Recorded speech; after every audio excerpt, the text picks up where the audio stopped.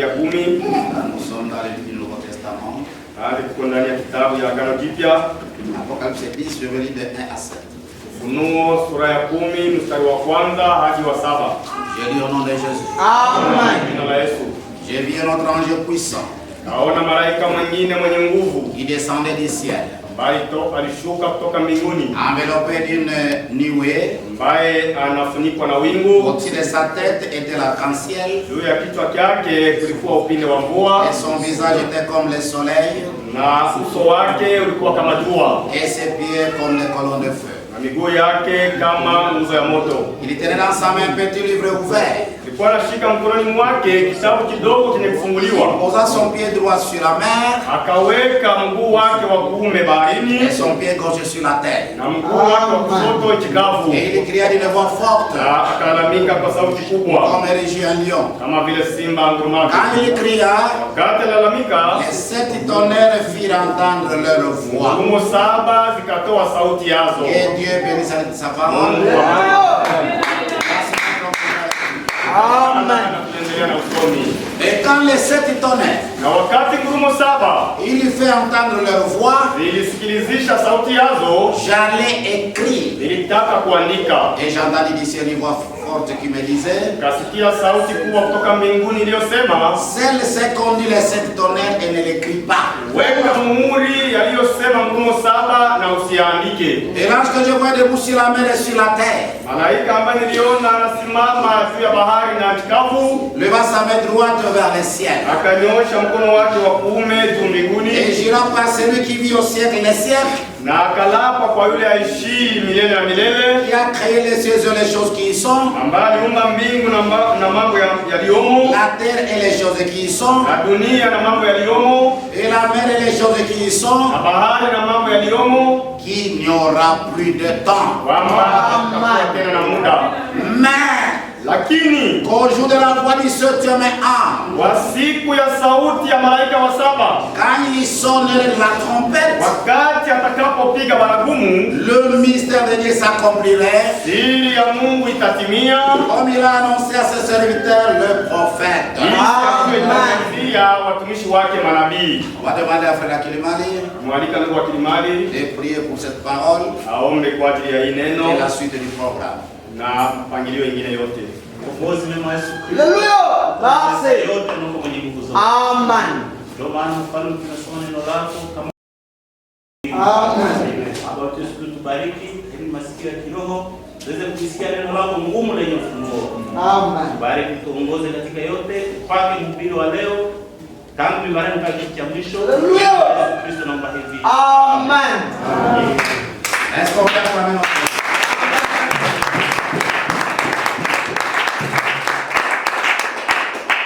Complète encore ma lecture.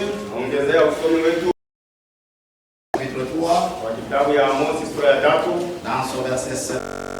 ni mstari wake wa 7 peke yake. Car le Seigneur, Kwa kuwa Bwana Mungu l'Éternel, wa milele ne fait rien hafanyi lolote sans avoir révélé son secret à ce serviteur, le prophète. bila kufunua siri yake kwa watumishi wake manabii. Je veux que quelqu'un dise Amen. Kwa ajili ya taifa. Je suis très content de vous voir. Ninafurahi sana kuwaona. Malheureusement, Na wale il y a certains que je ne vois pas. kwa wamoja ambao siwaoni, Ça fait toujours très longtemps. ndio kunakuwa muda mrefu. Merci pour la famille de Kilimali. Asante kwa familia ya Kilimali. Vraiment, nous étions secoués pendant près d'un mois Kweli tuliweza kutikiswa muda wa mwezi mzima, parce qu'il prépare le mariage de sa fille. sababu alikuwa anatayarisha ndoa ya binti wake. Il voulait être ici ce dimanche pour dire bonjour à l'église. Alitaka kuwa hapa siku ya Inga ili asalimie makusanyiko. Malheureusement, bon, les transports et autres choses lui ont empêché de le faire marcher. Lakini hiyo transporti iliweza kukosekana. Il me l'avait promis lui-même. Kwa ameniaidia mwenyewe. Il voulait même voir les frères qui dit Amen là quand il voit les vidéos. Alitaka kuona ule ndugu hata anayesema amina wakati anamuona kwenye video. Et ses frères notre qui Kiwede. Na ule ndugu wa hiyo mwingine isipokuwa Kiwede. À cause des Amen de Kiwede, il y a quelqu'un qui le connaît. Huyu amina ya Kiwede mtu kujua kwa macho. Et je ne crois pas qu'à cause de votre sommeil, personne ne te verra. Sijui kama sababu ya kusinzia yako huko mwenyewe atakujua. Mais quelqu'un qui dit Amen, Lakini wanasema il y amina. a une voix quelque part qui dit le mot Amen, non, le c'est bon. Sauti pasi fulani, c'est lui qui dit amen chaque fois je voulais le voir. Mais pour quelqu'un d'autre ici, son Amen là dérange. Baba, amina hiyo inamsumbua. Mais pour quelqu'un d'autre, ça fait du bien. Hayo ni mzuri kwake. Et alors, on vous témoignera en quoi? Sasa na wewe batakushuhudiaka kwa nini? Oh, que Dieu bénisse mon frère. Mungu akubariki ndugu yangu. Oh, vous êtes venu nous voir. Kwa kututembelea. Est-ce que tout le monde comprend le Swahili? Na mtu anasikia Swahili. Ça va passer? Amen. Est-ce que ça va? Merci beaucoup, je suis très content. Nafurahi sana. Comment vous l'avez amené là? Ça nous a invité. C'est bon. Il y avait une convention qu'on devrait partir avec lui. Ulikuwa convention ilipaswa La kuenda. convention est passée? Hiyo convention ishapita. C'est déjà? On a raté la chose alors. Ulikosea kabisa kitu. Alors on a promis que je devrais y être. Nimwaidiaka ya kwamba nilipaswa kuwa huko. Mais vraiment sorry. Lakini kabisa samahani. Parce qu'on avait trop de programmes pour le mariage. Kulikuwa na mipango ya mingi kwa sababu ya ndoa. Avec les dés aussi. Na kilio pia. Mais je crois qu'on partira dans d'autres conventions. Lakini nafikiri tutaendaka kwingine msaliko. C'est l'un de nos frères. Ni mmoja wa ndugu zetu. C'est l'un de nos frères. Mmoja wa ndugu zetu. Malheureusement que nous sommes dans un grand repas. Ni juu sababu tu tuko ndani ya chakula kikubwa. Et alors chacun doit prendre sa part. Kila mmoja anapaswa kukamata sehemu yake. Ok, merci vraiment pour sa présence. Asante kwa uwepo wake. Et c'est par amour qu'il est là. Ni kwa ajili ya upendo ndio iko pale. Nous sommes en train de parler du 17e jour. Leo tutazungumza juu ya mwezi wa saba. Je ne sais pas si les gens vont me comprendre. Sijui kama watu watanielewa. Malheureusement, il y a beaucoup de nouveaux. Na ole sababu kuko watu wageni wengi. Mais je pense que chacun va prendre sa part. Lakini nafikiri kila mmoja atapokea sehemu yake. Merci pour Papa Kolo, Asante kwa Papa Kolo qui est arrivé vraiment la nuit. ambaye amefika usiku. Il est même passé me saluer. Alipita kunisalimu. Vraiment que le nom de Dieu soit loué. Amen. Est-ce qu'on peut acclamer pour la saison?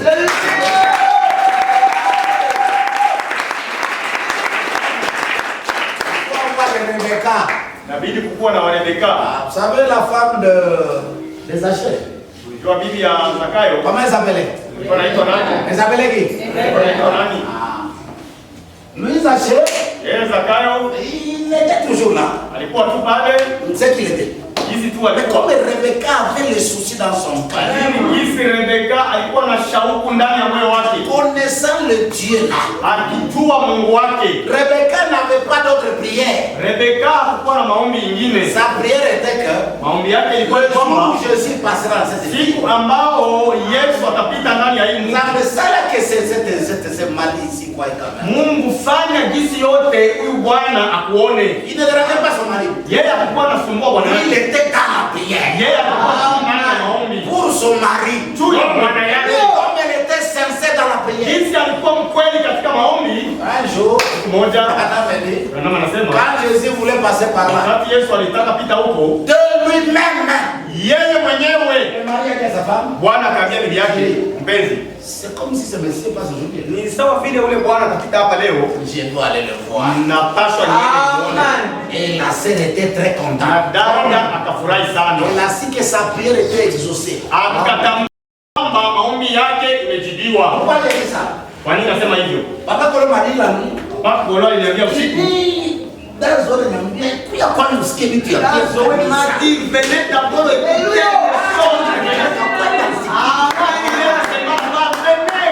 Plus il dérangeait le frère. jinsi alikuwa anasumbua On ndugu. a dit, non, non, non, non. Nasema wao hapana, Parce que moi je parte aujourd'hui. acha na mimi Mais niende ce leo. sont des femmes qu'on doit faire le message.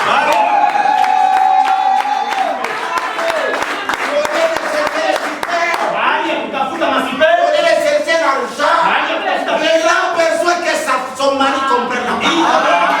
Bwana yake aelewe neno. Et quelle parole? Na ni neno gani? Quand on parle des sauts. Chers amis, la première conséquence des sauts. Tukio la kwanza ya mihuri, Parce que les sauts, sababu mihuri, prêcher les sauts, kuhubiri il y mihuri, a des conséquences. unakuwa matokeo. Et pour comprendre bien les sauts, Na ili uelewe vizuri mihuri, il faut bien comprendre les conséquences. inabidi uelewe kwanza matokeo yake. wake. C'est pourquoi je déplore. Ndio maana najuta. Quand on prêche les sauts, Wakati tunahubiri il y a mihuri, certaines personnes qui se fâchent. kuna kwa watu wengine wanasirika. Ndio ni hatari sana. Quand vous fâchez contre les sauts, Wakati unasirikia vous mihuri, avez blasphémé le Saint-Esprit. Ça, je vous le dis par amour de mon hiyo cœur. nawaambia kwa upendo ndani ya roho yangu. J'étais là en deuil. Nilikuwa kule kilio, Je dis, nikasema le quatrième saut, Branham, muhuri wa nne Branham anasema c'est ce qui a enlevé l'église. ndio yenyewe kanisa. Chers amis, Wapendwa, c'était la guerre. ilikuwa ni vita. La guerre. Vita. Branham dit, Branham anasema quand on peut prêcher le premier saut, wakati tunaweza kuhubiri muhuri wa kwanza, tout le monde va dire amen. kila mtu atasema amina. Quand on prêche le deuxième saut, Hapo hubiri ya tout le pili, monde va dire amen. kila mtu atasema Mais amina. quand on entre, Lakini wakati unaingia troisième épaule, umuhuri quand on entre ya tatu, à l'ouverture de la parole, wakati unaingia c'est là que les Romains s'empoignent. pale ndio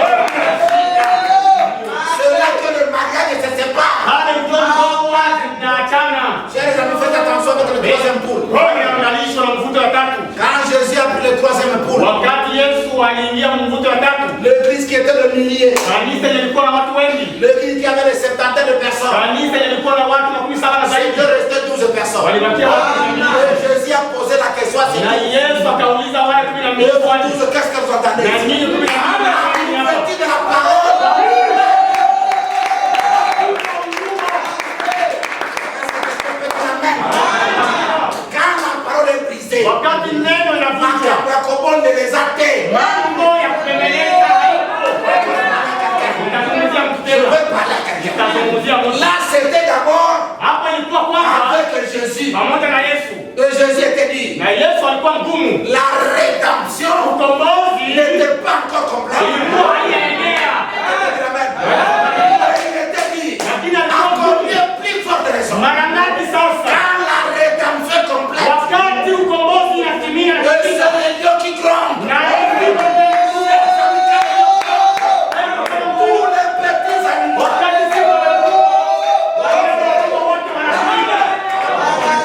Ndio maana tunafurahi Quand quelqu'un wakati mtu peut dire Amen anaweza sema amina à des grandes révélations. kwa mfumo kubwa. Voyez, c'est pourquoi la première conséquence, Angalia sasa hiyo tukio ya kwanza, la fête des trompettes. sikukuu ya baragumu. Je veux que quelqu'un m'écoute très bien. Nataka mnielewe vizuri. Des fois, je ne serai pas trop long.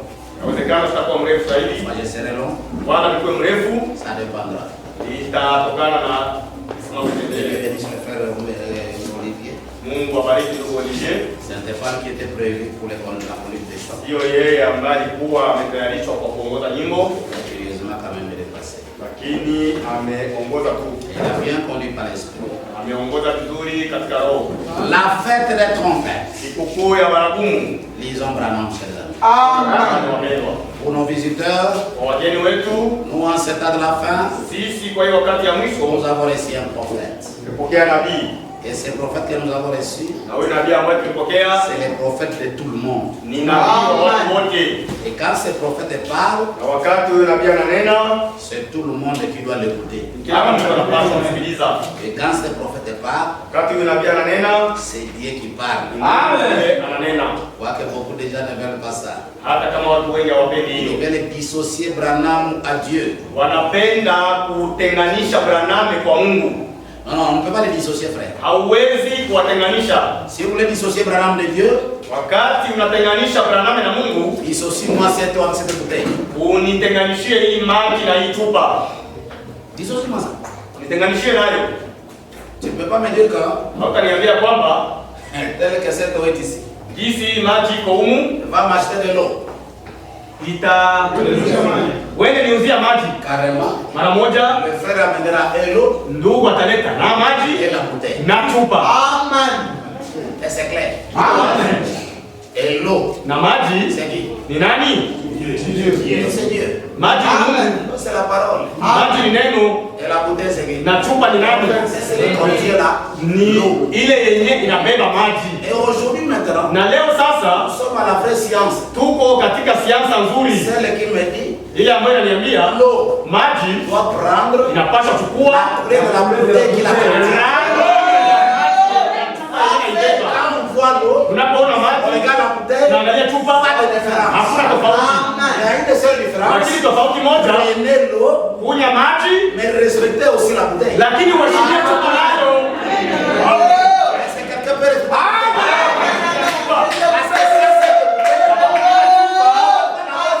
Hautakuwa na maji nzuri. Et voilà pourquoi la vase d'argile. Ndio maana hiyo chombo ya udongo. Faites attention avec ça, on va y Fanya aller. angalia huko. Alors c'est pourquoi nous on respecte la bouteille. Ndio maana tunaheshimia pia Sans cette bouteille, bila hiyo tu chupa. ne sauras pas quelle est la valeur de l'eau. Elewa thamani ya maji. C'est pourquoi Sambra Ndio maana bila Branhame kuiba imanzambe te. hawezi kuelewa na Mungu. Sambra Bila Branhame je vais encore choper quelqu'un. Ndio Qui n'a pas de ciel.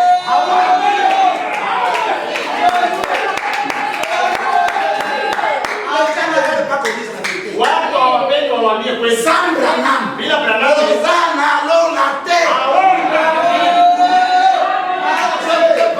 niwaambie hapa, Quand je prêchais le 5e soir, wakati nilihubiri mwezi wa tano, parce que le premier soir, le deuxième, le troisième, le mwezi wa quatrième, kwanza, wa pili, wa tatu, wa nne, on nous a donné maïs. tulikuwa sawa vile maji tu. Ah, je pense que c'est de l'eau. Nadhani pale ni maji tu. Est-ce qui peut encore avoir des soucis dans ce Nani mwenye anaweza kuwa na shida kwa hiyo Ah, tena? c'est parti. Nadhani Le 5e soir, on a dit c'est quoi? muhuri wa tano tulisema ni nini? Les amis sur l'autel. Le 5 nous Muhuri wa tano ulikuwa nini? le 5. Madada, C'était quoi le 5e soir? muhuri wa tano ulikuwa nini? Ah, je vois le frère Michel Ojulet. Naona tukushelewa. Un grand gardien. Huyo Alors, tu dois garder les choses, il faut que ça ne passe pas. leo utashika vizuri. Vous avez un goalkeeper à Gasso. Leo tunaona goalkeeper wa Gaston. On voit vraiment le frère Dani là. Bien. Naona ndugu Dani na vala vizuri. Le 5e soir, c'est quoi? Oui, Muhuri wa tano ni nini?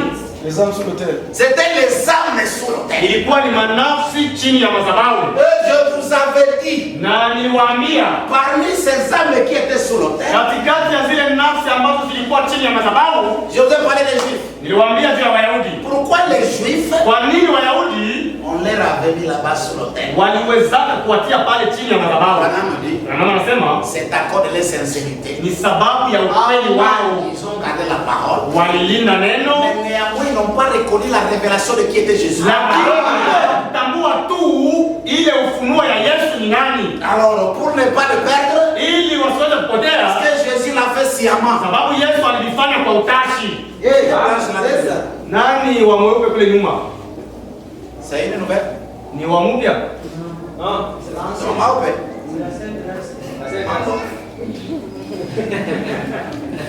Amunde les gars. Alors, Sasa Branham dit, Branham anasema ils étaient là walikuwa pale seulement tu parce qu'ils ont gardé la parole. sababu walilinda neno, Mais lakini n'ayant pas reconnu la présence de qui était Jésus. hawawezi kutambua uwepo wa Yesu Kristo ni nani. Leur punition, Malipizi yao, muikale chini ya madhabahu. je vais vous remettre la robe après. Amen. Makanzu nyuma. Branham revient. Branham anarudia tena. Il dit aussi, Anasema pia quand Jésus est venu, wakati Yesu alikuja, il y a aussi des gens, na kwa watu pia à l'époque de Jésus, kwa wakati wa Yesu, qui, les pharisiens aussi, hao ni Wafarisayo pia, qui aussi fait des blagues. nao walikuwa wanafanya mizaa, Là-bas aussi. nao wakaingia Au huko, cours des âges, sababu nyakati ya vizazi, au cours des âges, nyakati ya il y vizazi, a des gens qui ont cru huko watu ambao waliamini le message de Paul, ujumbe ya Paulo, mais néanmoins, lakini qui sont encore retournés. wakarudia nyuma tena. Comme ils ont reconnu quand même Paul, Jinsi walitambua Paulo, restez un peu là-bas. mubakie Amen. Parce que vous serez des Daniel qui dit. sababu mtakuwa wa Danieli. Mais maintenant, Branham dit, Lakini sasa Branham anasema arrivé à la fin des âges, kufika mwisho ya vizazi, chers amis, wapendwa, il y a aussi kunakuwa pia les gens de Branham qui sont sur l'autel. watu wa Branham chini ya madhabahu. Maintenant, je nous pose la question. Sasa tunajiuliza swali, Toi qui ne veux pas de Branham, wewe mwenye haupendi Branham, aux âges sur l'autel, uko chini ya madhabahu ya nani? parce que Dieu ne te connaît pas. Sababu Musa hakujui, Il ne te connaît pas. Musa hakujui. Alléluia. Les nouveaux, vraiment, je ne sais pas si Ndio maana wageni, sijui kama mtaelewa, quand tu pries, oh, nous amène Abraham, wakati tunalomba Mungu wa nous Ibrahimu, amène Isaac, Mungu wa nous Isaka, amène Abraham, Akoyo, Kayote. Ibrahimu hata kusikia kusikia. Parce qu'il est devenu un Ichabod. Sababu yeye alishaondolewa utukufu. Amen. Alléluia. On s'aime la bantoma. Oh, Mungu wa mitume. Wewe uko wapi? Le bantoma au cours des âges est fini. Wa mitume nyakati ya vizazi wakamalizika. Aujourd'hui, Leo c'est le Dieu de Branham. Aujourd'hui, Leo c'est votre Dieu.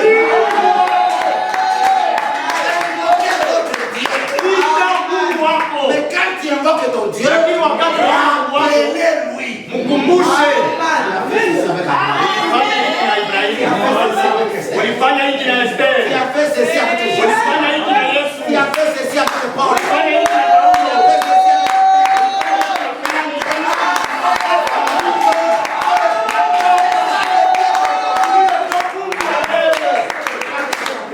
Lakini wakati naomba, oh shondorika Baba, Mungu wa Yehova. oh Mungu wa Jehova.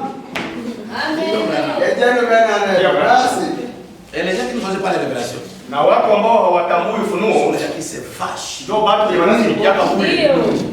Comment tu vas te fâcher, frère? Namna gani utasirikia neno? Sikulala. Oh, si pas endormi.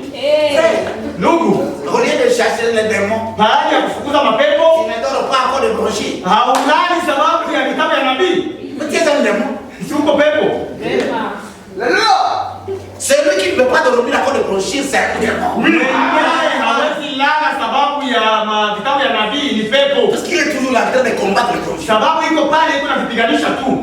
Oh non, je dois garder les armes. Oh, nitalinda Je manafsi. dois protéger les armes. Nitalinda manafsi. Dans cet âge, Kwa hiki kizazi. ce n'est pas Gaston qui va vous protéger. Vous n'avez pas besoin. Je prêche la parole. Je protège la parole. Si vous voulez partir, combien de gens sont à la maison? Et qui vous a appelé? C'est plein encore. C'est plein. Quand toi tu vas partir, tu dois amener les hommes. Si nous sommes dans la parole, chers amis, ton incrédulité, Kutokuamini yako haitakufikisha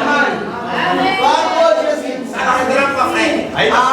Moi, je défendrai Branham jusqu'à la fin. Nitatetea Branham mpaka mwisho. Enlèvement. Oh, kunakuliwa. Oh, mais frère, Oh, ceci cela. ça sont des histoires qui sont déjà périmées. Hiyo ni mambo ambayo ishapita. L'histoire de tous les âges. Hiyo mambo ya nyakati ya vizazi. Je vous ai parlé ici. Niwaambia hapa. Il y a des conséquences aux événements. Moja ya tukio ya kufunguliwa kwa Parce qu'il y a beaucoup de conséquences. sababu kuko matukio mengi. L'une des conséquences aussi. Moja ya matukio Il y a des Branham. tunakuwa maneno mawili. Ndio. Il y a aussi des Branham. C'est l'une des conséquences aussi de ça. Ni moja ya matukio ya miuli. Un Branham, Branham ambaye un messager de la Odyssée. sawa vile mtume wanaodikia. Ah, la Odyssée est aveugle. Na Laodikia ni kipofu. Donc, quand c'est Branham là, Wakati ule Branham de la Odyssée, Laodikia celui qui prêchait comme Paul. yeye ndio alikuwa anahubiri kama Paulo. Voilà. Quand on était bébé, Wakati tulikuwa watoto on wachanga parlait comme bébé. tulikuwa tunazungumza Donc, kama il y a un watoto. Branham bébé Manake kuko Branham mtoto qui a prêché mwenye alihubiri dans l'obscurité comme toi. ndani ya giza kama vile nyota. Quelqu'un comprend? Quelqu'un comprend? Et quand il a prêché comme toi, Na wakati alihubiri kama nyota, il pouvait prêcher comme Martin, angeweza hubiri kama Martin, comme Colomba, kama vile Kolomba, comme kama vile Wesley. Wesley.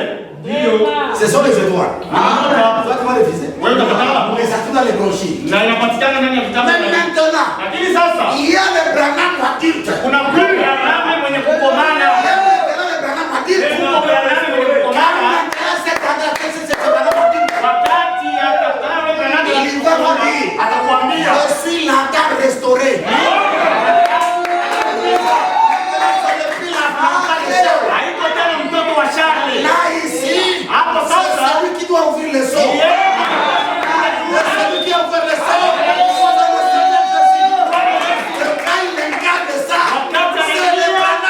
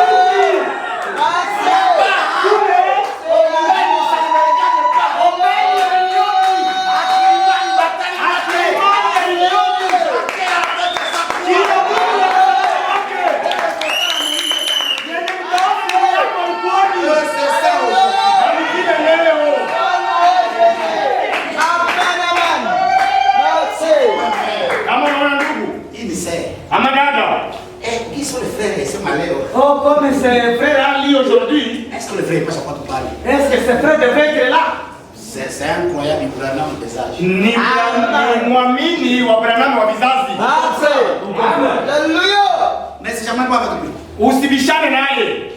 Tu comprenez à Elewa tu celui-là. il n'a pas encore monté. Haya panda. Mais celui-là. Lakini ule Et il y en a beaucoup. ikuwe usiku, Et il y en a beaucoup. ikuwe mchana, Bafinga ye. bamtukane, Bano banaye. bamuseme mbaya. Toujours présent. Alléluia. Ça c'est incroyable. Ule mwamini Il a déjà reçu le soleil. jua. Quand le soleil vient, frère, Wakati jua inawaka c'est le jour. ni mchana. Les autres Branham. Tusome Branham. La fête des trompettes. Sikukuu ya baragumu. Est-ce que quelqu'un a crié à Amen. Watu fulani, les diacres sont un peu souples. mashemasi mkuwe wepesi. Si je suis rapide, Kama niko haraka, dites que je puisse un peu ralentir. muniambie ya kwamba niweze kutulia. Est-ce que Rachel comprend les deux Branham? Je, Rachel unaelewa Wabranhame wawili? Un Branham de pour des âges. Branhame wa mnyakati ya vizazi, Celui de Laodicée là. ule wa Laodikia. Qui pouvait encore dire, Mwenye akisema le septième jour c'est le silence. muhuri wa tano ni kimya. C'est Amen. Ni amina. Amen. C'est Amen, frère. Ni amina ndio. Qui pouvait encore dire, nous l'entendons. Mwenye angelisema tukingali na mmoja. C'est Amen. Ni amina. Il était au cours des âges. Alikuwa mnyakati ya vizazi. Quand il a vu la lumière, Lakini wakati aliona nuru, il dit le septième jour. sema muhuri wa saba. Sa première conséquence. Kile cha kwanza, Amen. Et le septième jour, muhuri wa saba c'est sa venue. ni Là, c'est le Branham après les âges. wale ni Branhame wa nyuma ya vizazi. J'ai dit au début, Nilisema kwa kilio, Branham Branhame parlait à un autre Branham. alikuwa anazungumzia Branhame mwingine. Amen. Ikakuwa vita. Mais c'est la vérité. Si ni kweli? Il y a deux Branham. Kuko wa Branhame Un wawili. Branham avec la chauve, Branhame mwenye alikuwa na kupala, un Branham avec la cravate. Branhame mwenye alikuwa na kravati. Un Branham avec, comment on appelle ça? Biloko ya butua. Pyjama. Avec un pyjama. Branhame mwenye alikuwa anavaa na pijama. Il dormait là-bas. Alikuwa analala Un pale. Branham qui ornait. Branhame mwenye analala yuko na nguruma kwa kitanda. Alléluia. C'est un Branham. Ni Branhame. C'est un Ni Branham. Branhame. Et un autre Branham. Na Branhame mwingine 22 à 23 ans. wa miaka 22. Très jeune. Kijana. Maintenant, le jeune Branham Sasa ule Branhame kijana regarde le vieux yuko Branham. naangalia Branhame mzee. Un Branham Branhame moja qui refuse un autre Branham. mwenye anataka Branhame mwingine. Moi, vraiment, moi, je ne veux pas celui-ci. Hein. Mie kabisa sipendi kurudia mule. Si ni wewe? Amen. Seigneur vous bénisse. Alléluia. On peut prendre son rétroviseur. Je, unaweza kukamata hiyo kioo yako Regardez là où tu es venu. uangalie kwenye ulitokea Là où tu es aujourd'hui. na kwenye uko leo. Il y a les autres. Tu n'as bien maïs de Saoudi et coulé. Les autres, on ne me dit pas de cette vie, je ne vais plus rentrer là-bas. Quand même les gens Ndio maana watu qui voient leurs anciennes photos là. ambao wanaonaka zile picha zao za zamani, Il y a un chanteur qui a chanté. huko mwimbaji ambaye aliimba, Qui connaît la chanson? nani unajua ile nyimbo?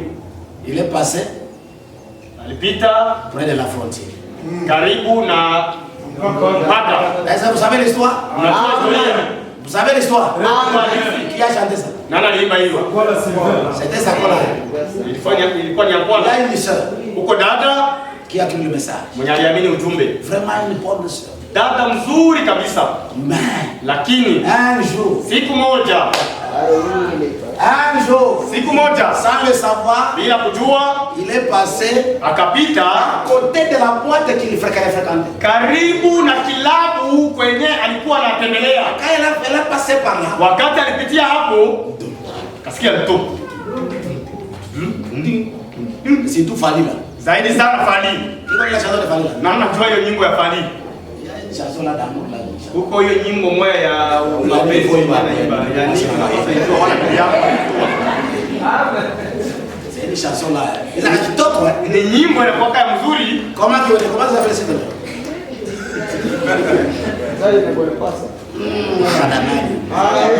Quand il chante ça, Wakati alikuwa anaimba hiyo nyimbo il élève l'amour. inainua mapenzi C'est ça que dans un véhicule. zaidi kama uko ndani ya gari. Frère, Acha. avec le baf du véhicule. Na ile mdundo ya mgari kabisa. la pasteur. Suku mchungaji. Sawa Ulishacheza. On était à la fête chez le frère à Kimani. Ulikuwa sherehe kule kwa ndugu wa Kimani. Ni hatari. Frère, Ndugu. Wakati mtu anaona kila somo anaenda kwa anacheza. nous envoyés.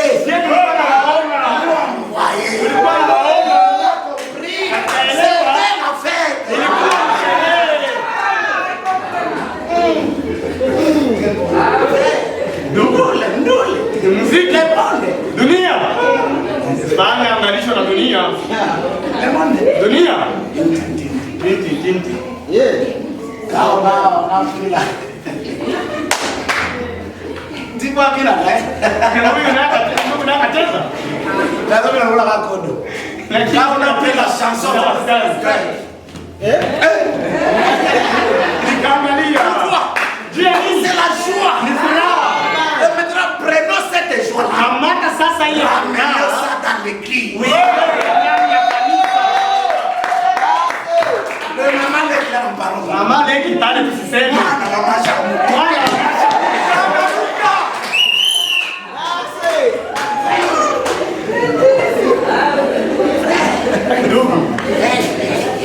Cheza. Naangalia. Sawa. Amen. Là, je pense que ma fille Esther Nafikiri binti wangu Esther attendait qu'on mette la chanson de Kirega. alikuwa anamwenda waweke nyimbo ya Kirega. Si commence à chanter.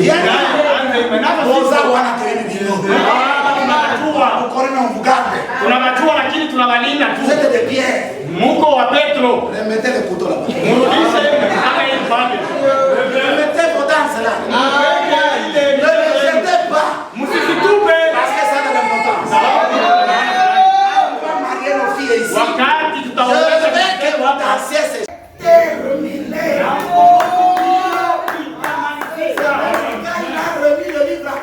Manake wakati alipatia Branham kitabu le dernier sujet, yule mtu wa il mwisho était déjà racheté. C'est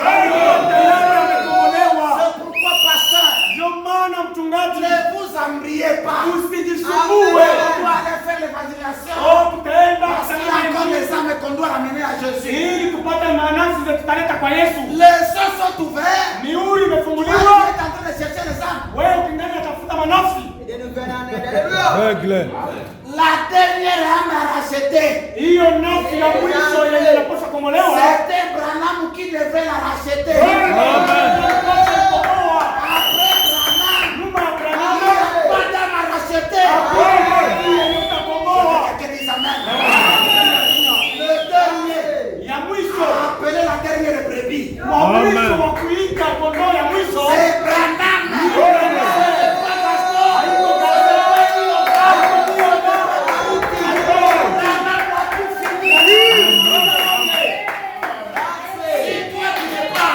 Kama wewe haujaingia,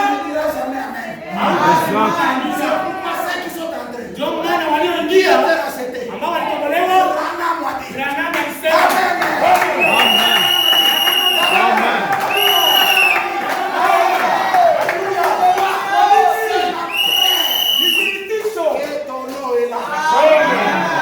alisema lakini wale wengine ambao majina yalikuandikwa Branham alisema nguruma. Oh, toa kidoro. Oh, je suis malade. Wewe wa mchanganyiko. Vraiment. Sasa mimi huyu ndugu hapa niambia siku moja laissez cette hybride. Haiko hybride, ni vitu wa Mungu. N'est-ce pas? Tu n'es pas ouais, Iko wapi? Hello. Iko wapi? Mais je la vois pas. Mimi simuoni nyosha mkono. Ah, oh, il brille autour de la main. N'est pas hybride, Dieu dit. Même si elle lave les amis. Kama anafuna manguo, Anaanza kuongea. il commence à se Sasa mama bibi. Mungu akaniambia, Ngoja tuondoke wewe. "Twaka sera baie twa hybride." Ara iko nje. Endelea. Le temps est terminé. Muda ilikuwa imemalizika. La rédemption est terminée. Kombozi imemalizika. Amen. Kuamini Branham sio rahisi.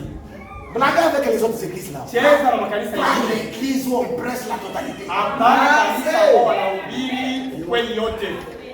Maintenant, Na sasa la rédemption terminée. kombozi imemalizika. L'état terminé. Muda imemalizika. Qu'est-ce qui reste maintenant? Nini nabakia sasa? Maintenant, Na sasa il vient. anakuja. Quand le temps est terminé, Wakati muda imemalizika, quand tout est terminé, wakati vyote vimemalizika, qu'est-ce qui reste? nini nabakia? Maintenant, il vient. Sasa anakuja. Il vient comme le lion. Anakuja kama vile simba. Comme le lion. Kama vile simba. Autrement dit, Yeah. il vient comme le fils de David. Kama mwana wa Daudi.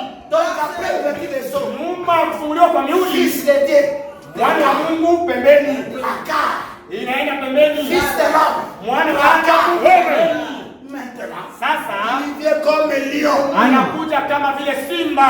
Autrefois, Kwa zamani il était agneau. alikuwa mwana kondoo. C'est là qu'on devrait pleurer. Kule ndio tukasalia. Oh, watoto yangu hapa. Oh, mezamfaa. Wasaidie. Je, endelee. Mais c'est passé. Hiyo bishapita. Mungu akuwaone. Oh, je, papa mezamfaa. Ça c'est passé. Hiyo bishapita. Mungu msaidie. Oh, je, bishapita. Autrefois, il était un agneau. Kule zamani alikuwa mwana kondoo. Maintenant, Lakini sasa il vient anakuja comme le lion de la tribu de Le cas, il vient comme le lion. wakati anakuja kama simba. Wapendwa, Là, c'est pour condamner. anakuja kuhukumu. C'est le roi qui descend. Ni mfalme ndio Quand anashuka. le roi descend, Wakati mfalme tout le anashuka, monde est calme. wote wananyamaza. Pourquoi le septième saut? Ndio maana muhuri wa saba C'était le silence. ilikuwa ni kimya, Parce que les boss descendaient. sababu mkuu ameshuka. Pas question. Hakuna tena kitu, Mais dans ce silence-là, lakini ndani ya ile kimya, dans ce silence, ndani ya ile kimya, quand le boss descendait, wakati mkuu alishuka,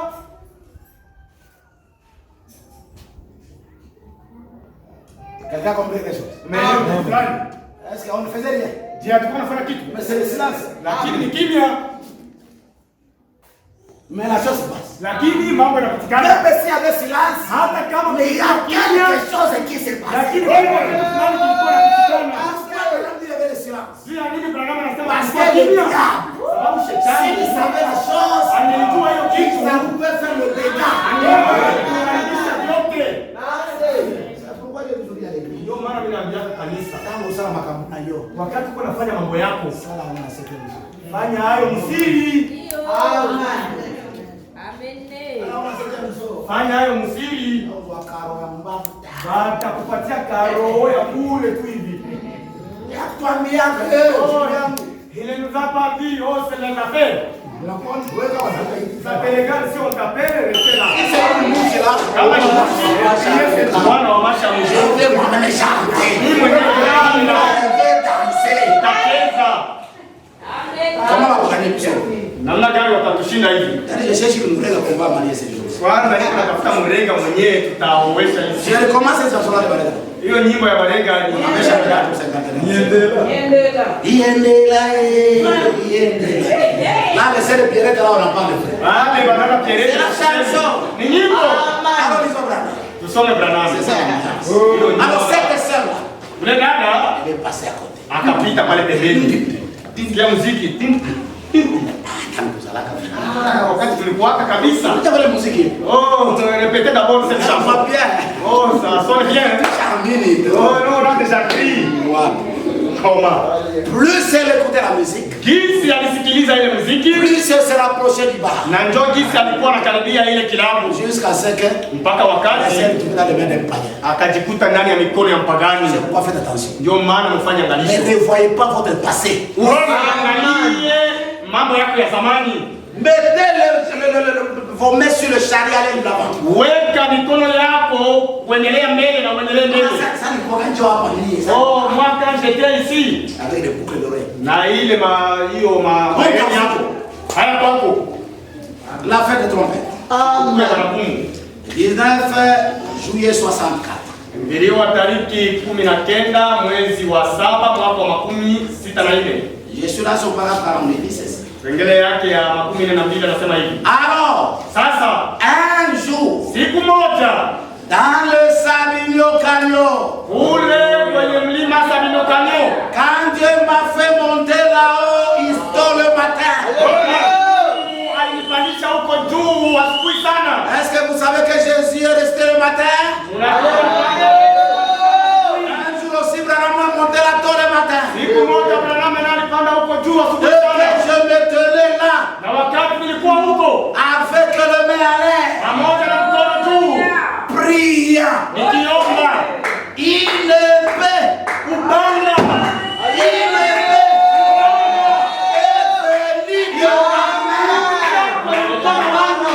Branham alikuwa anaomba il Mungu ne peut venir dans sa main. upande tapia kwa mkono yake. Vous savez cela. Unajua hiyo. Je suis resté là Nikabakia hapo à la regarder. Elle était aussi matérielle qu'elle est ma main comme ça. ilikuwa ya kawaida sawasawa na mkono yangu hivi. Le pain qui est descendu de nulle part. Mpanga inalitokea sijui wapi. Le Cambrana nous priait le Seigneur. Wakati Branham alikuwa naomba Quand Mungu, tu vas lever ton main ce matin, wakati utanyosha mkono demande wako ce que tu veux. kwa kuomba Je Mungu, dis après mes paroles s'appliquent à toi. Parce que sababu tuko na Mungu.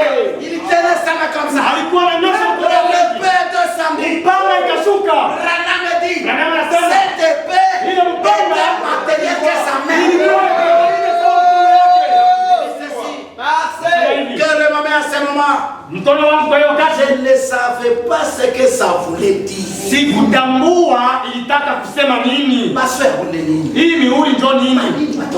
Mangurumo njo nini? Bakia pale utaelewa. Aujourd'hui tu le sauras. Leo utaelewa. Je ne savais pas ce que cela veut dire. Sikukuwa najua hiyo inamaanisha nini. Et elle m'a quitté, Na ikanitoka accompagnée d'une voix qui m'a dit, ambayo nisindikiziwa na sauti ambayo iliniambia c'est le peu du roi. Ce n'était pas l'épée d'un roi. Haikukuwa mpanga ya mfalme. Ya mfalme. Voilà. Mais c'était l'épée du roi. Lakini ilikuwa mpanga ya mfalme. Et puis plus tard, Na kisha nyuma, quand l'ange du Seigneur a révélé ce qu'il en était, wakati malaika wa Bwana alifunua ile upanga ilikuwa nini?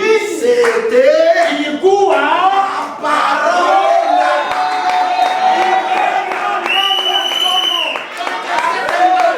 neno ambalo tunahubiri. Le sept ici que nous prêchons, Mihuri saba c'est ambayo le tunahubiri. de Dieu lui-même. Ilitokea kwa Mungu Ce mwenyewe. n'est pas la parole d'un individu, frère. Haiko neno ya mtu fulani. C'est pourquoi soyez fiers. Ndio maana tusikia Quand tu reçois ces sceaux, wakati tunapokea hii mihuri. immédiatement après cela, Mara moja nyuma ya hiyo, les anges du Seigneur malaika wa Bwana sont apparus wakaonekana et ont parlé de 7 trompettes. na wakazungumza kuhusu baragumu 7. Ou plutôt de 7 sceaux. Na wala mihuri 7. Et je devrais revenir ici à Jeffersonville, Na nilipaswa rudia hapa Jeffersonville prêcher les 7 sceaux. ili Prêcher ces sceaux ici. mbele Branham ya hubiri mihuri 7. Il fallait que Dieu Ilibidi Mungu descende, ashuke lui remettre ampatie la révélation de cette parole, ufunuo ya hii neno afin que lui-même l'apporte à l'église. ili yeye mwenyewe ailetee kanisa. C'est pourquoi, frère, Ndio maana ndugu, tu ne peux pas me convaincre moi, Gaston, hauwezi kunihakikishia mimi Gaston que tu crois à Branham ya kwamba naamini Branham sans croire les sceaux. bila kuamini Les sceaux prêchés par Branham, na mihuri yenye ihubiriwa na pas Branham, par un autre. hapana mtu mwingine. Parce qu'en ce temps ici, Sababu kwa hii wakati Branham me dit, Branham anasema il ne donne la parole qu'à une seule et une seule individu. anapatia neno mtu mmoja na mtu mmoja peke yake, Et nous tous, na sisi nous wote devons puiser de cet individu-là. tunashota kwa ule mtu. C'est pourquoi je dis, Ndio maana anasema Branham est le prophète de l'âge. Branham ni nabii wa kizazi. Il est le pasteur de l'âge. Yeye ni mchungaji wa kizazi. Il est la bouche autorisée. Yeye ni kinywa iliyoruhusiwa. Il est l'œil qui voit dans cet âge. Yeye ni mtu ambaye anaona mwa hiki kizazi. Personne ne peut voir comme Branham dans cet Hakuna âge. mtu anaweza ona sawa vile Branham mwa hiki kizazi. Quand on élève Branham, Wakati tunainua on Branham, élève Jésus. lakini leo On élève Branham, kuinua Branham, c'était soit chopé. wengine wanakwazika. Il faut élever l'individu. Ase wanainua mtu. Tiens les amis. Wapendwa, Toi élever l'individu que tu veux. wewe inua mtu mwenye unataka. Maintenant on va élever la bouche autorisée. Lakini sisi tutainua kinywa iliyoruhusiwa. Quand je vais dire encore aujourd'hui, Wakati leo tena nitasema la forme physique ile umbo ya mwili de Jésus aujourd'hui. ya Yesu leo. L'homme de Kentucky frère. Ilianziaka njo kwake Ça redescend. na kisha vinateremka. Pourquoi Jésus aujourd'hui? Napenda ona Yesu leo Passer par là.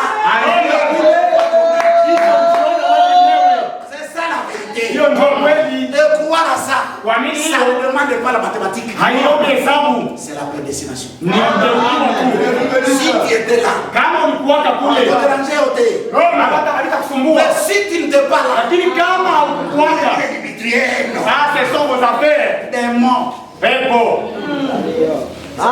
J'ai toujours dit, Ndio maana nasemaka tu, si ma femme a la maison, kama bibi yangu nyumbani bisi ipo elle s'oppose à la révélation. anapingana na ufunuo, Le même jour, je la chasse. hiyo siku namfukuza. Amen. Ah, c'est Gaston, ça c'est comme ça. Yeye ni garçon ndio vile. Elle ne comprenait pas quelle est la seconde nouvelle. Yeye anaelewaki vizuri kuja kwa pili. Elle ne comprenait pas bien. Hakukuwa anaelewa vizuri. Parce que quand je suis parti à Brazzaville là-bas, Sababu wakati nienda kule le Brazzaville, pasteur qui est laissé personnel, mchungaji mwenyewe aliwakiaka naye nafsi il yake. les a priés dans des histoires. Akawachanganyisha mambo fulani fulani. Quand elle est venue ici, Wakati alikuja hapa, c'était difficile. ilikuwa ni vigumu. Oh, non, non. Tu vois, namwangalia.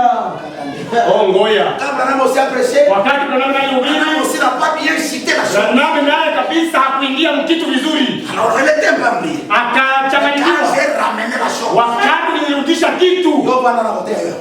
ikala bana anaweza kuhubiri sasa. Amen. S'opposer à ça, je te chasse. Namna hiyo nakukuza. Il faut faire plaisir à Jésus. Heri Et faire plaisir à l'homme. bali kupendeza mtu. Parce que les amis doivent disparaître. Mimi sitapotea. La femme n'a pas de doctrine. Mwanamke hana mafundisho La yake. doctrine de la femme, c'est pour son mari. Mafundisho ya mwanamke ni bwana yake. Est-ce que c'est vrai? Est-ce que c'est vrai? Liko wazi. Mais aujourd'hui, Lakini leo il y a des femmes unakuwa mwanamke qui refusent catégoriquement. ambao wanakatana kweli kweli. Mieux vaut demander. Heri kuuliza. On peut combiner entre l'homme et la femme. Naweza kushirikiana bibi na bwana Tokisi mwani wako. na unakatisha bwana yako jasho. Dites-moi. Niambie. Si j'ai la citation. Oh, niko na Je mtajo. vais aussi faire la citation. Ndugu naye analeta La mtajo. sœur ramène la citation. Dada analeta ile mtajo. Munaongea. Des fois, on peut se fâcher. Inawezekana mnaweza sirikiana. Partez de Romain. Mnaenda mnalala. Priez pour le Seigneur. Mnaomba tena Mungu. Je reviens encore ici. Mpenzi pia tena hapa. Angalia mfano. Angalia ile masilisho. Angalia mfano na masilisho. Jusqu'à 5 heures, Mpaka wakati vous allez arriver mtafikia à une conclusion. kwa kuelewana. Merci. Les prophètes disent, Nabii anasema on doit jeter des fleurs napaswa kupia maua à quelqu'un kwa mtu quand il est encore. wakati ameaki hai. Ses frères ici, Huyu ndugu hapa, les frères ont béni. huyu ndugu ombeni, C'est lui qui l'a amené à cette église. mwenyewe mletaka mwa hii kanisa C'est sa femme. ni bibi yake, C'est sa femme. ni bibi yake, C'est sa femme qui a été venue jusqu'à bibi yake ndio kuyaka huku kwanza. les frères là-bas. Lakini ndugu hapana, hapana, hapana. Kule akaenda kule kwa ule ndugu mwalitoka ndugu wa Mosi. Mais sa femme qui a traîné au Bibi yake oh venez on va aller Les ici. femmes qui prient pour leur mari. Bibi venez on yako. Biko Il y a les autres. lakini wengine Foufou, bugali, manguo, Mbongo, pesa, c'est tout. basi Jamais de la parole. kamwe hausiki na neno. Oh, c'est pas bien fini. Oh, ce n'est pas de lui. Non, qui? Mlozi. La parole est zéro. Neno kwake ni sufuri. Oh, tes frères, tu vois. Oh, ils ont fait ça. Moi, je vais le faire quoi? Ce sont mes frères. C'est Dieu qui me les a donnés. Je vais les jeter. Alléluia. Laissez-moi, mes frères. Oh, Ternel. Oh, tu vas faire quoi? Qu'est-ce qu'ils ont fait? C'est grave encore. Comment il fait? Namna gani mwanamke anaweza katala kwa mfano la maman ou le papa de son mari. Baba ama mama ya bwana yake. Hapo ni hatari. Sans papa wala mama wala bila baba wala mama haungeonaka bwana yako. Hata kama ni mlozi. Wapendwa, unapaswa mpenda sababu ule mlozi ndio mwanao kuzalia bwana. Kama alikuwa mlozi kweli. Kuna mwana yako sasa alikuwa mtoto. Lakini mlozi yake akalea mwana yako, akamlea yako. Na leo mnaanza pendana. Oh, na ni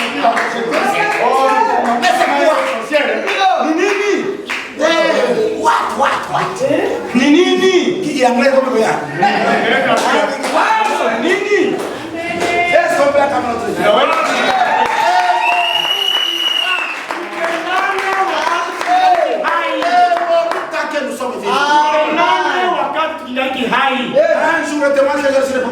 Siku moja nilikuwa kwa Papa Baleza. Ushuhuda nilikuwa nao juu yake. Alikuwa hapa wakati ulikuwa na mkusanyiko ya wahubiri. C'est le pasteur Simon qui prêche. Mchungaji Simon alikuwa anahubiri. Wakati alipanda ndani ya ufunuo. Oh, le secret de chiffre 7. Oh, nambari 7. Branham c'était le numéro 7. Branham le numéro 7. alikuwa na vala yako nambari 7. Oh, hiki na kile nambari 7. Papa Baleza mimi debout. Papa Baleza kasimama kwa hapa. Utaniambia la citation. Nitaka mpresa citation. Ici. Hapa En plein église. Mkanisa. Tout le monde. Na kila mtu qui est dans la photo. mwenye alikuwa anaangalia C'est papa qui s'est levé le jour de la convention. mwenye alikuwa anaona picha yake ya wakati alikufa. Oh, ni ule baba mwalisimamaka siku ya mahubiri. L'homme est toujours en veste. Mtu alikuwa anavaa makoti tu. Alienda papa kolone bakolo veste na mama. Manake yeye na papa Kolo ndio wenye makoti mumolija. Tu le verras jamais. Hawaona kamwe makoti tu. Semaine de veste. Si ukatati ya wiki Dimanche de veste. siku ya inda koti. Lakini leo aliacha makoti. Amen. Il était ici. Alikuwa hapa. Mais quand il est mort, Wakati amekufa, tu es parti. Est-ce qu'on t'a vu au dé? je wewe ulienda kukilio? Tu vis là-bas. Je tulikuona kukilio? Pose-toi la question. Jiulize swali. Alikuwa mmoja wetu hapa. C'est le poste. Amepumzika. On t'a vu. Tulikuona. C'est pourquoi ne vous vantez pas chez ça. Ndio maana usijivune, usijitape. Lakini leo laissez les femmes, ses frères. aliachia bibi huyu ndugu hapa. Sa femme. Bibi yake iko pale. Iko pale. Pour toi qui manda. Na wewe jinsi ya kulombaka msamaha kwako kumeisha. Je ne parle pas du mal à la personne. Ndio maana mtu mbaya. Arrangeons nos vies. Tutengeneze maisha yetu. C'est comme ça que nous sommes vivants chez toi. Wakati tukingaliki hai. Parce qu'elle est de ces 4 matins. Sababu moja ya asubuhi Quand Gaston va partir. wakati Gaston kaenda Et toi qui m'avais dit. na wewe mlitukanaka Ça allait comme avec moi. uko na mashina na mie utalombaka msamaha kwa nani? Mawiki inakuwa nyuma wakati mkingaliki. Oh, moi je ne t'aime pas. Oh, tu avais fait ceci. Tu avais fait ceci. Tu m'avais fait ceci. Oh, c'est ça.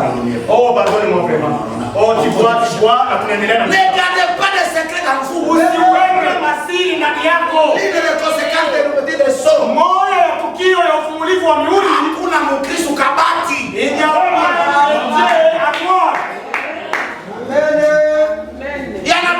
Hakuna Mkristo wa roho. Rangi ya pembe. Kila mtu ni chumba ya mweupe. C'est ça la conséquence de l'ouverture des sceaux. Hiyo ndio matukio ya Ce qui reste dans ton âme. yenye vinawasha ndani yako. Parfait. Ni wewe ndio kamilifu. C'est tout. Basi Parole sur parole. neno tu ya neno. Amour sur amour. Upendo na upendo. Union sur communion.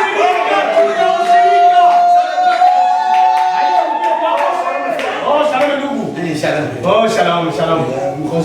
Oh, mtumishi wa Mungu. Mtumishi wa Mungu. C'est ça mon Dieu. Il y a le kuta.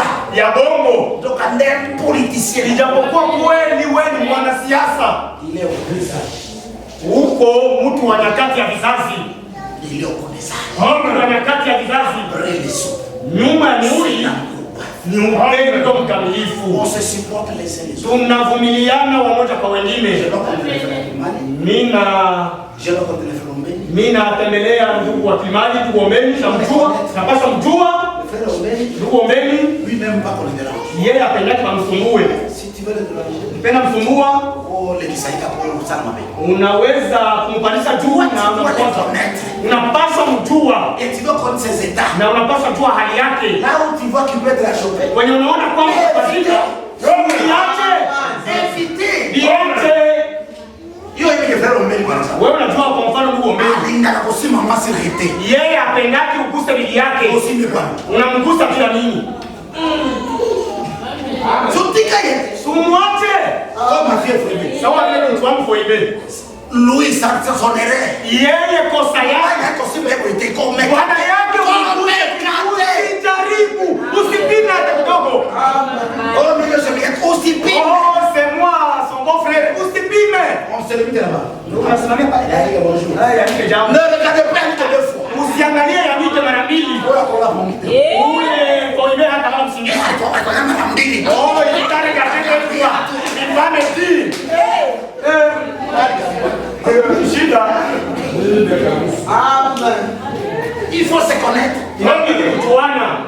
Yanike le connaît sa femme. Yanike anapaswa kujua bibi yake. Mimi najua Olivier. Mama Dani connaît son mari. Mama Dani anajua bwana yake. C'est comme ça. Si tu aimes vivre avec Mama Dani.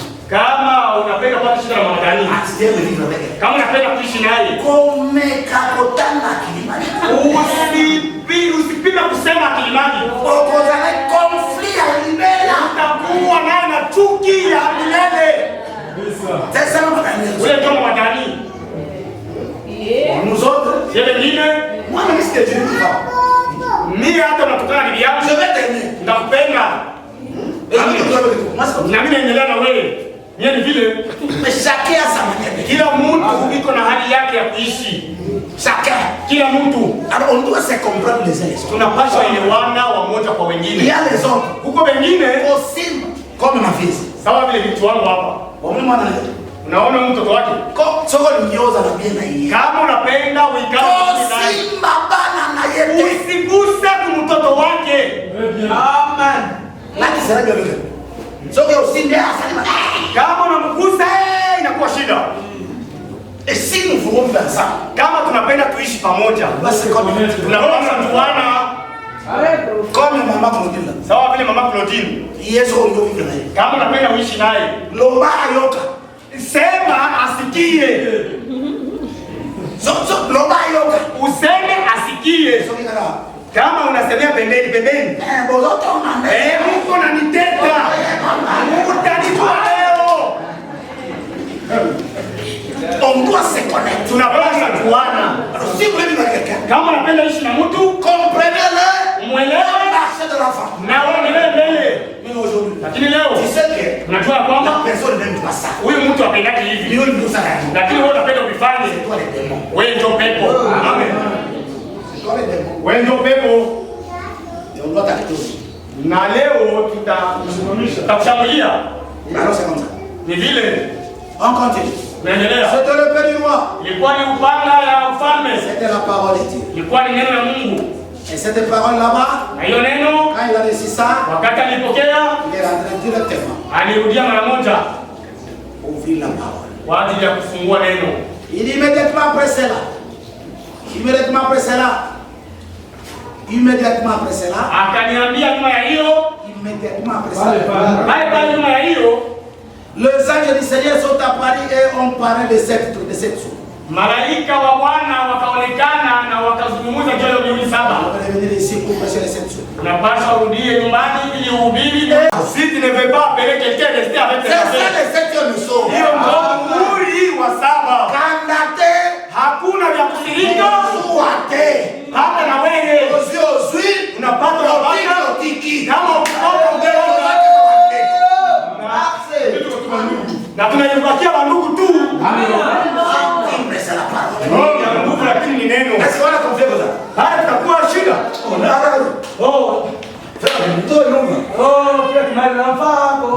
quel mariage? Oui, mariage. Félicitations. Oh, Il y a un soda. oh, je vais t'amener le soda. Kuniita vraiment. Tu m'as pas appelé. Toi, tu n'as pas vu, tu cherches quoi? Il ne t'a pas appelé, il t'a oublié de rester là-bas. Amen. Il a invité ton pasteur et c'est fini.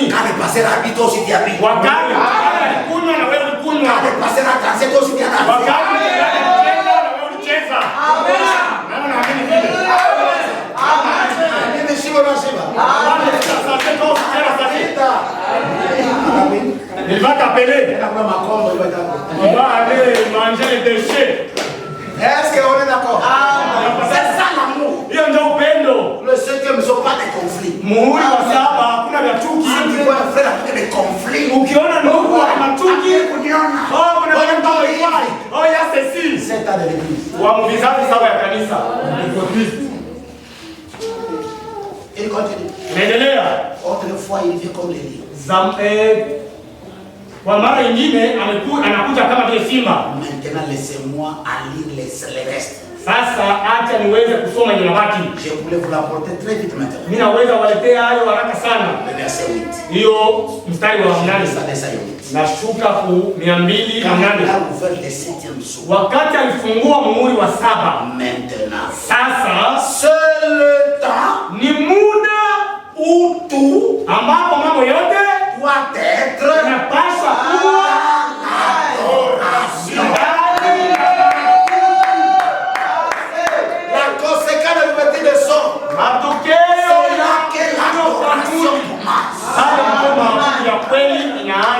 La vraie adoration commence après le vertige. Maintenant, souvenez-vous ça. Comme c'est important. Ne manquons pas ceci maintenant. Écoutez attentivement. Quand tous les mystères de l'église sont terminés. Quand tous les mystères de plan de la rédemption. C'est 7 sceaux. Fil ouvert. Tout de suite après cela. Maintenant observez. C'est le temps pour tout ce qui est au ciel. Tout ce qui est sur la terre. D'adorer Dieu.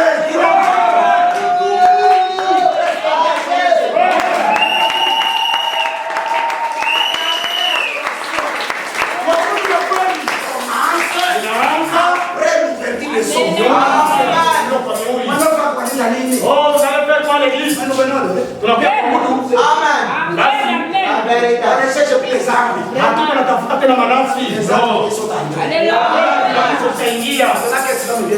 Hivi sasa ni muda ya kuabudu. C'est le temps d'adoration. Ni muda ya kuabudu. Est-ce que quelqu'un veut adorer ce matin?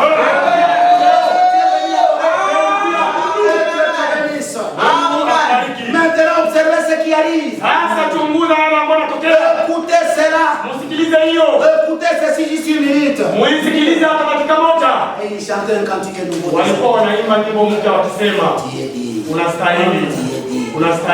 Ainsi de suite. Après l'ouverture de sceaux. Première conséquence.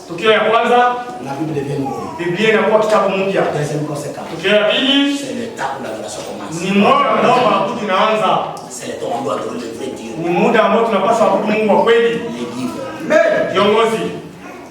Verset 14 octobre 62. Ilihubiriwa tariki 14 mwezi wa 10 mwaka 1962. Les guides. Kiongozi. Est-ce que vous voulez les guides?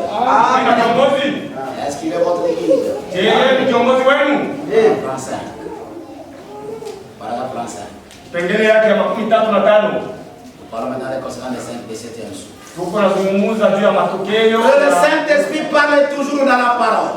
Na Roho Mtakatifu ananenaka kila wakati ndani ya neno. J'ai beaucoup de choses à vous dire. Niko na mambo mengi ya kuambia. Vous ne pouvez pas les comprendre maintenant. Lakini kwa sasa hamwezi kuyaelewa. Mais quand il sera venu, Lakini wakati anakuja, il vous conduira à elle. atawaongoza kwenye neno. Voilà pourquoi il y a eu le sceau. Ndio maana kulikuwa mihuri. Après l'ouverture de sceau, c'est la parole qui prend place. Neno ndio inachukua nafasi. À la fin du 7e sceau, Mwisho ya muhuri wa 7, le mystère de Dieu s'accomplirait. siri ya Mungu itatimia. À savoir, Kwa kujua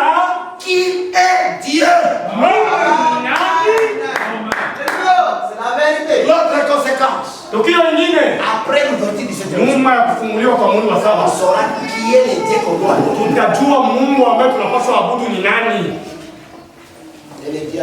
Na Mungu wa kuabudiwa ni Bwana. Mwenye anaabudu Branham, yeye haamini. Celui qui croit être prophète Branham, mwenye anaamini nabii mwingine kwa Branham, haamini muhuri. Qui est Dieu? Mungu ni nani? À savoir qui est Dieu. Tutajua Mungu ni nani. C'est qu'il est. Kenye Mungu iko. Comment il vit. Mungu anaishi namna gani? Sa nature. Hali ya umbile yake. Son être. Utu wake. Remettez ces sodas dehors. Murudishe ile soda nje. Diacre. Mashemasi. Remettez-moi ce soda dehors. Murudishe ile soda kule nje.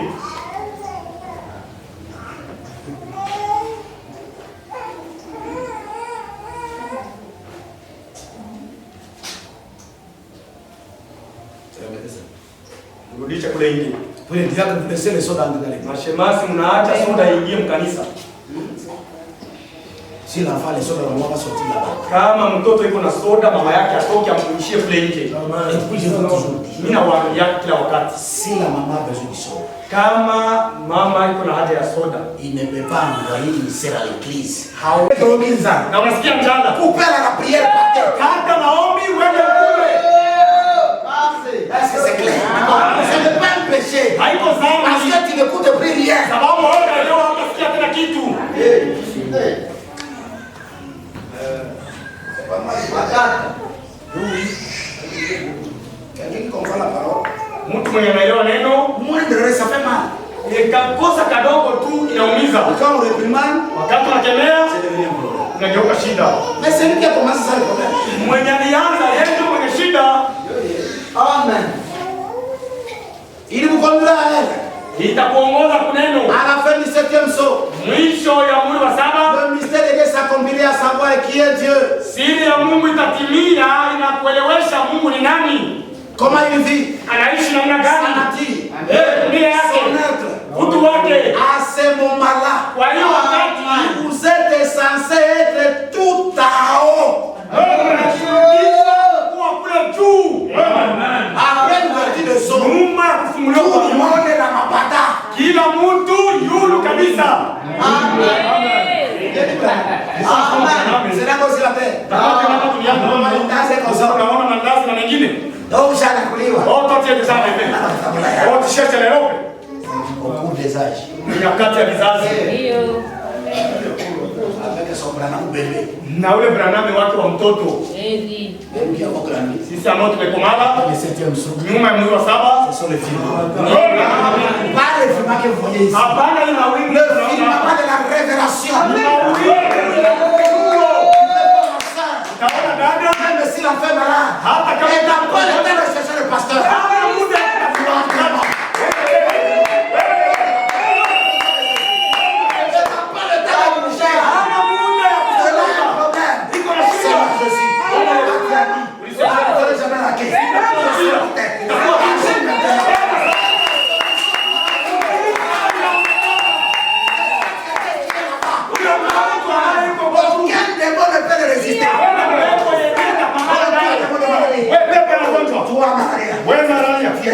uko pepo sasa toka. Et après ça, Nyuma ya hiyo Alléluia.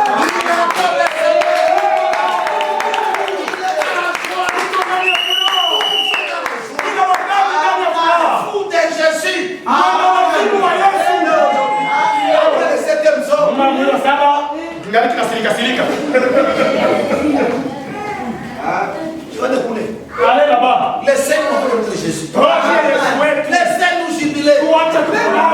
Laissez-nous danser dans le 7e jour.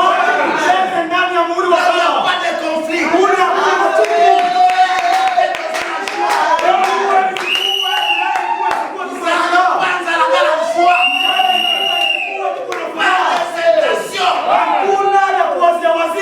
non, il a voulu. Vous mourrez. S'il peut faire des actions, regarde. Mais toi, ne soyez pas dans son chemin. Chacun avec son chemin. Chacun avec son chemin.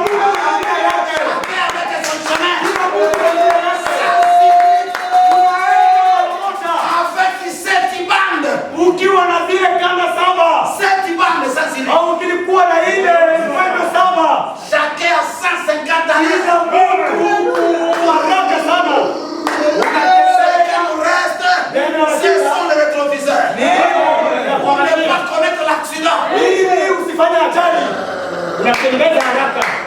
Tembeza haraka. Hauna jali na mwingine. Lakini wewe huko wa aina mbili. Huyo anakuja na mwingine anakuja.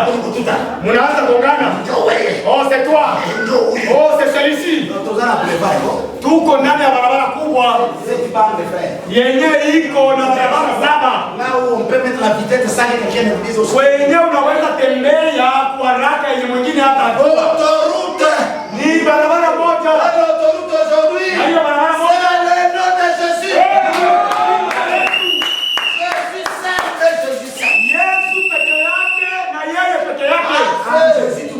Ndani ya Yesu mambo yote ipo. En Jésus nous avons la paix. Chantez ça, en Jésus c'est la paix.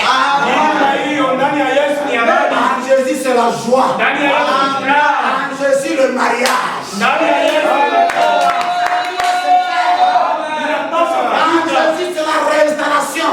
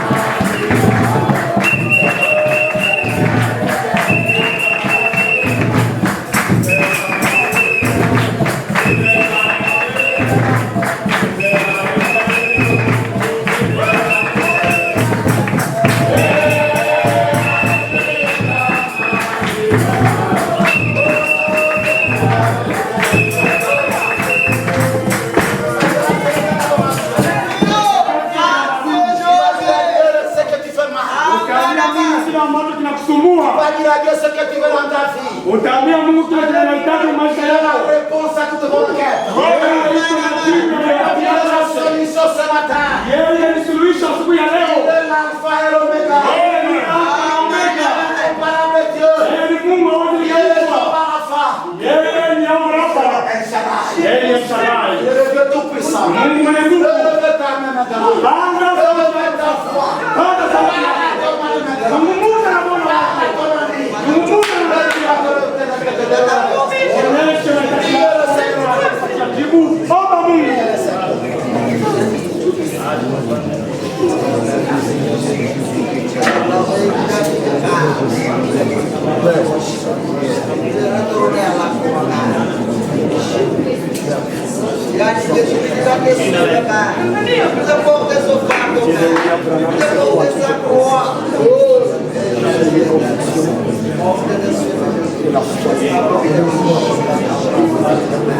Je sais que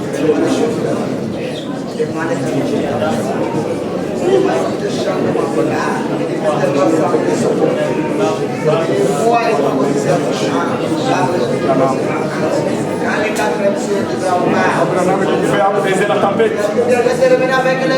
Abraham pouvait créer les équilibres. Abraham pouvait apaiser ces torrents meurtriers. Abraham pouvait résister les poissons. Il dit quelque chose et la sœur a tiré et dit Amen à chaque parole. Oh Seigneur Jésus, j'ai cette foi. La parole de Dieu.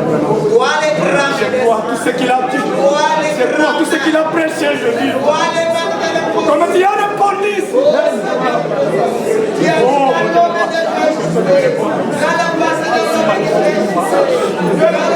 Et accorde la solution.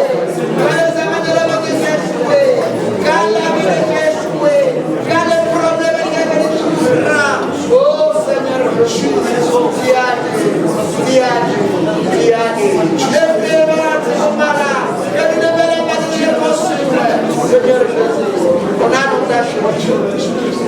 on a longtemps prié, on a longtemps gêné, on a longtemps combattu par nos propres efforts, mais on n'a pas trouvé de solution, on n'a pas trouvé de succès, on n'a pas fait. Mais aujourd'hui, Seigneur, à partir de ta parole, quand tu as ouvert le ciel, tu es saut. Oh Seigneur Jésus, je me sens réveillé avec ta parole. Tu as dit, Dieu laisse soit calme et tu combattras. Voilà Jésus, nous verrons les batailles combat pour nous ce soir, vaincre pour nous ce soir, parce que tu as dit, on ne peut pas parce que nous connaissons le combat. Mais c'est toi l'agneau de Dieu, c'est toi l'agneau de tribu de Judas, c'est toi le fils de mort, c'est toi le Saint-Esprit. Oh Seigneur Jésus, que tu veux vaincre pour nous. Quand un jamais dit, et je t'appelle 85 bien-aimé Jésus, nous avons vaincu les morts, c'est pas parce que c'est vrai, mais c'est parce que Dieu est là. Ah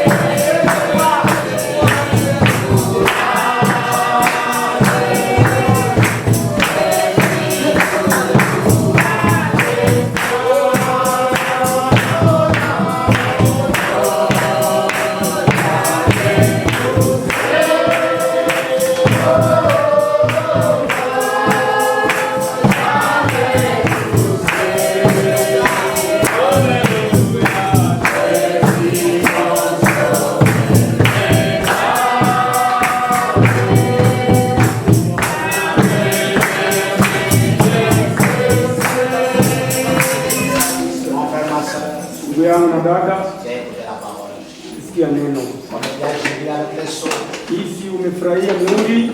Est-ce que c'est ça que nous avons la réponse? Hata hii mihuri tuletee jibu.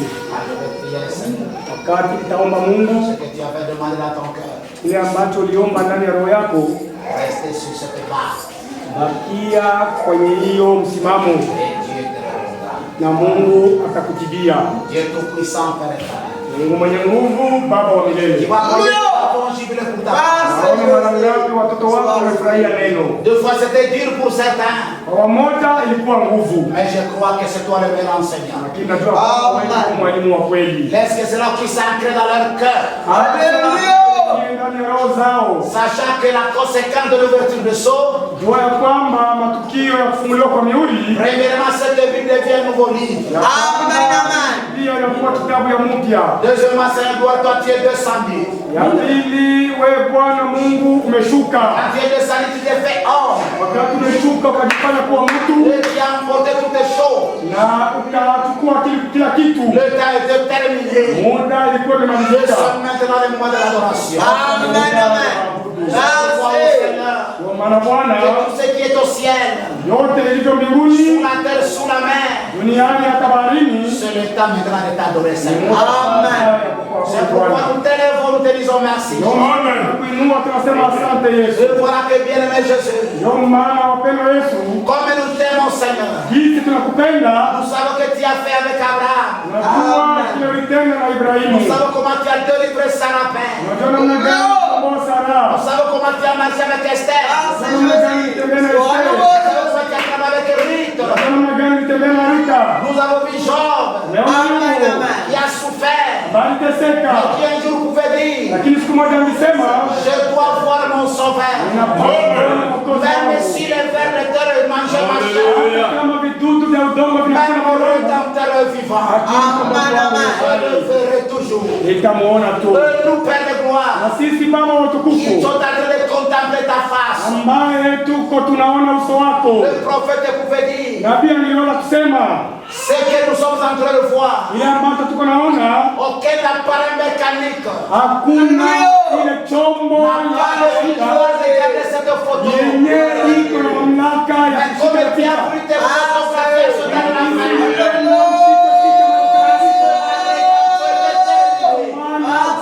attaque ton épouse. Il faut contempler cette gloire. Voilà pourquoi nous sommes un peuple particulier. Ndio maana tuko taifa la kipekee. Nous sommes un peuple heureux. Tuko taifa Quel peut nous faire la maladie? magonjwa yanatufanya Quel nini? peut nous faire le problème? Mashine yanatufanya Quel peut nini? nous faire les accidents? Hiyo accident Nous sommes yanatufanya nini? au-dessus de tout cela. Tunajua Parce que nous sommes dans le film. tuko ndani ya Mungu.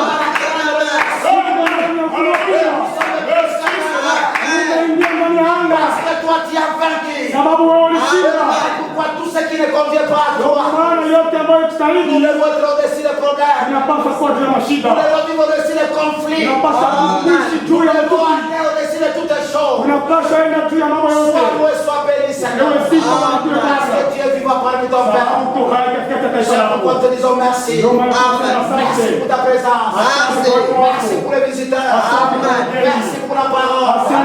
Merci pour les offrandes.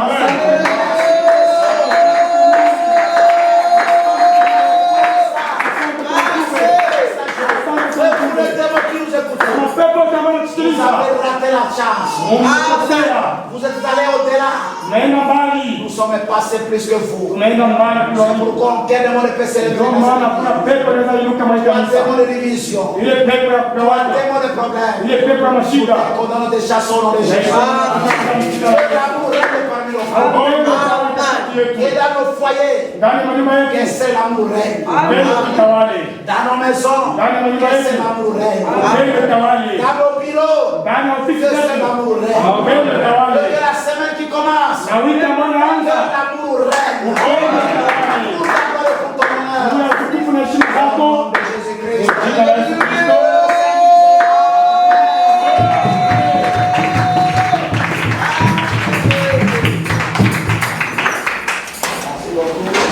Asante sana. Naamini tumemaliza. Jina la Mungu lipewe sifa milele. Kwa wageni wetu waliokuja, Kweli mnakaribishwa na tunawakaribisha mjina la Yesu. Jinsi muliweza kushuhudia hiyo upendo